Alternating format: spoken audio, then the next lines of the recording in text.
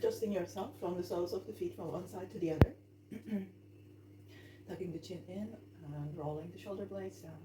Moving the arms back, the awareness of the rolling of the shoulder, and just being aware of the tailbone and the spine, and lengthening the spine, and being aware of the neck as an extension of the spine, and feeling aware of the thoracic spine enlarging, and the space that it can create. Taking a deep breath in and pressing the root of the big toe, and awareness of how you're standing. Big toe, inner arch, inner heel, small toe, and outer heel, drawing that line mentally as you stand, confirming it and seeing what that does to the tailbone and hip bones. Okay, pulling the quadriceps up, down. So just pulling them up like a beat, moving that, squeezing, and then opening the fingers and seeing what that does to the fingers. And bringing the hands on the hips and bringing the elbows towards the back. Opening the shoulder blades, squeezing the shoulder blades, opening the chest, and gently looking up. Being aware of the gaze points, and being aware of the middle line of the forehead, moving up, squeezing, lifting up, and being aware of the roll of the shoulders and bringing them back. And opening the arms, like now it's like being aware of the angle and the touch there in the armpit. And then the moment you make a decision of a movement, then immediately it's bringing its effect. But then in a reaching way, penetrating way, you're penetrating inside the skin and feeling through the movement as if it's a touch inside. The movement itself is touching by penetrating, and then you feel the movement that it leads you. So you make your own authentic shapes according to the need of the flow required for the body, and it is not always necessarily a symmetric shape. Being aware of your alignment, there's a little bend on the knees here, and without imagining of a start and an end time for the movement, see how it transforms itself. It has its own time, it has its own sound. Now I'm standing on the side, inner side of my feet, and outer side of my feet are lifted up.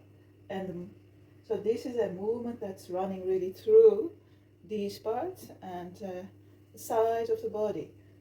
It has its own intelligence and reasons, and the way it's opening the path. Now I'm doing this to open the groins, so this is going like that. So it's very subtle, and it's an endless movement, tuning into that subtlety, or actually the movement is instantly created on site, and it can be anything. It's not about the shape, it's about the way it opens, it's about the geometry that it creates, and the way it combines in a totality. So it's about creating a totality through which one is prepared for gazing into the universe. On the other hand, you should be very aware. So talking does not do the right to that awareness, but it comes in, like what I do, as an element of the movement as well, because it vibrates the whole body. This kind of movement is something that we carry throughout the whole day. So in 724 is the sound of the breath. And then the shapes that it does, because of the physicality, the possibility of having that physical, which is very beautiful. And then the difference between the flow in the body and a balanced creation. It's more a harmonization through feeling the energy, our own energy. And then excessive movements happen the moment we don't know anymore, or we theatrize, to make it a theater out of it. So that can be done intentionally, the theater part, but then that has a different kind of intention, and it's decided upon already, so we know what we are doing in short. In here, Bhutto approaches wonderfully, and however, this is not having, this is just a pure movement, so there's not any need to relate it to any kind of tradition. And there's also not so much a need that one needs to learn too much to do this. It's just a meditative awareness movement, which is done by feeling, using the senses, and going beyond them. It's a way of communicating, and even working with elements, being the epitome of the universe, a microcosmos. We are using quite a complicated, highly developed vessel here, or that kind of communication within. And that's beautiful. However, the words can also be quite beautiful to say that, but they will never be sufficient.